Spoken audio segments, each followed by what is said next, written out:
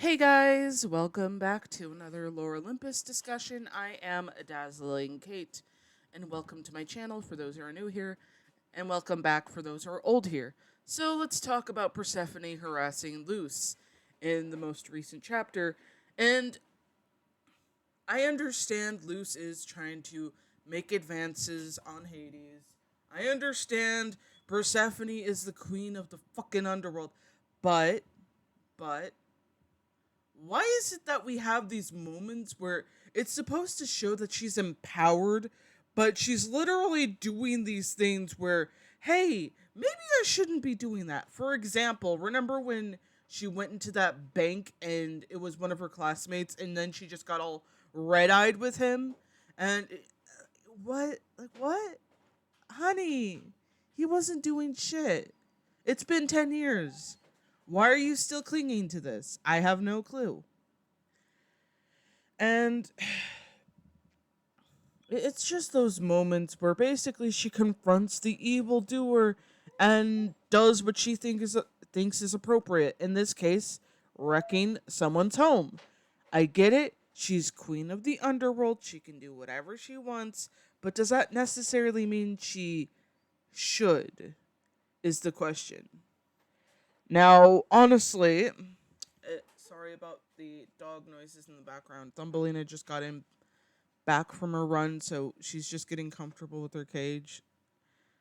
Like, every now and then she gets annoyed, but it's also like, I don't want you chewing on things you shouldn't be chewing on. And in this case, Persephone is chewing on something she shouldn't be chewing on. Does that make sense? Yeah, it makes sense. Now, what exactly does she do? She ends up bringing a bunch of animals. Like, I guess she's a Disney princess now. I don't know where these animal friends came from. Someone explain that to me. I'll listen, or at least I'll try. And we basically see these animals come in and wreck the place, and Persephone's just in the background fooling around with the cutlery and cutting tomatoes or some shit, apples, I don't know. And she's just like wrecking Luce's home, and it's like, come on. Are we really that petty? Like, what would have been the best revenge was to not confront her at all. Like, honestly, it's just really aggravating to me that we basically get this is as much of a Greek myth with Leuce is that we're gonna get this annoying like rip off of Menthe who's pink instead of red and just doing what her sister tells her to. And it's like, come on guys. Come on. This doesn't make any sense. Like, why does this need to make any sense? Like, I guess because, like, why does it need to make sense? Because this is Greek mythology. Some of it does need to kind of reflect what actually happened in the myth. And in the myth, Leuce is adored by Hades and she doesn't really like, in some interpretations she loves it, in some she doesn't.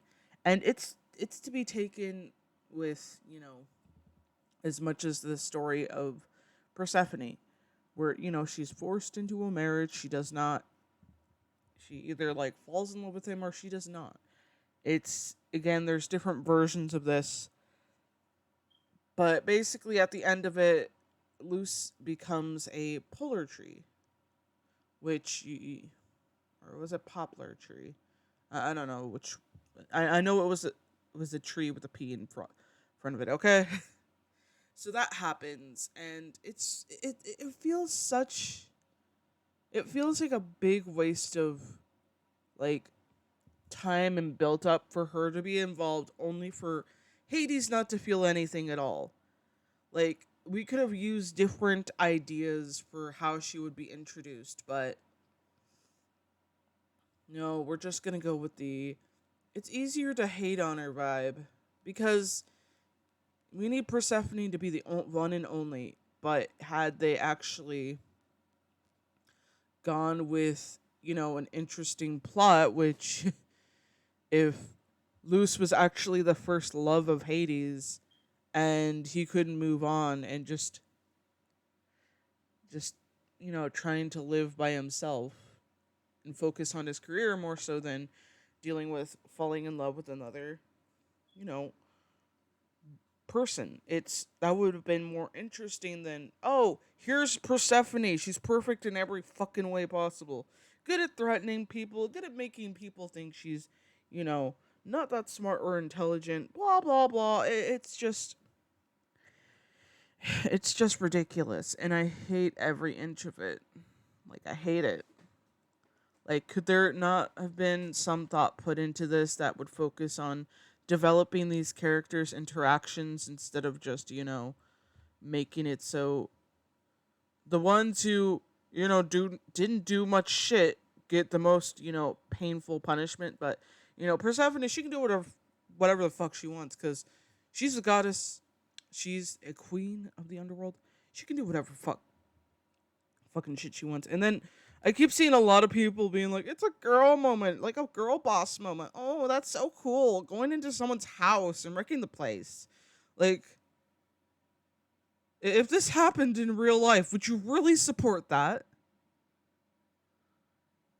Like, I get it. She's married to Hades, and they're both married, and well, there's some problems there that won't be resolved, and nobody wants to talk about it because we're all focused on the cutesy wootsy stuff, guys. We're focused too much on that, okay?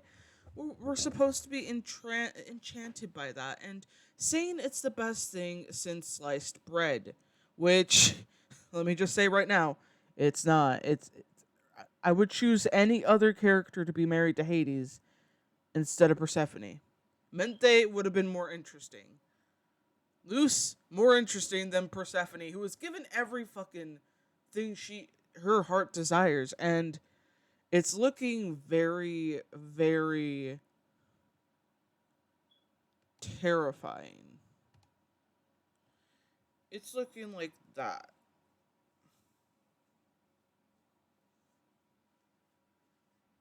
Because we don't know when Rachel's gonna actually, make a plot that makes sense anymore. Because all of the plots, like, are just everything right now is a mess, and nobody's cleaning it up. Like, just think of Lore Olympus as that annoying sticky juice stain on the floor that nobody's wanting to wipe up because, oh, it looks great there. It looks freaking great. Oh, well, it kind of stinks. No, no, no. It's great. It's great, guys. It's great. That's what these people who kiss ass sound like. Nobody wants to wipe that up. Nobody wants to bring it up because if they do, Rachel's gonna have to go down there and scrub it, which nobody wants her doing that because why would she? Again, I don't mean to sound rude. I don't mean to sound mean. I'm just saying in the most blunt way possible. It's not looking good in the plot. It's not looking good for the characters to basically be barging into someone's home and wrecking the place. It's like, come on. Come on. We could have gotten something a little better than this. Maybe Persephone could have actually sat down and talked with this girl. And I get it. She was making a move on her man. I get it. Nobody wants that. But with all these increase and like especially how connected, like wouldn't the first thing you would notice is that, hey, Leuce is actually related to this one nymph who's actually friends with Mente. And that makes me suspicious. So let's go talk to her. Like, is she not that smart? Is she not that smart? Anyways, guys, those are my thoughts for right now. I know there's going to be another chapter coming out soon, and I'm going to be prepared for that. I'm just so exhausted by these plots, and it's probably not usual for me to post on a Friday, but hey, it's a Friday. What can I do? Anyways, I will see you all in another video or stream, depending on which one you want to see more. And if you are new here, please hit that subscribe button. It would mean the world to me. Also, stay safe, stay cool, and most importantly, stay hydrated. This is Dazzling Kate, signing the hell out of here.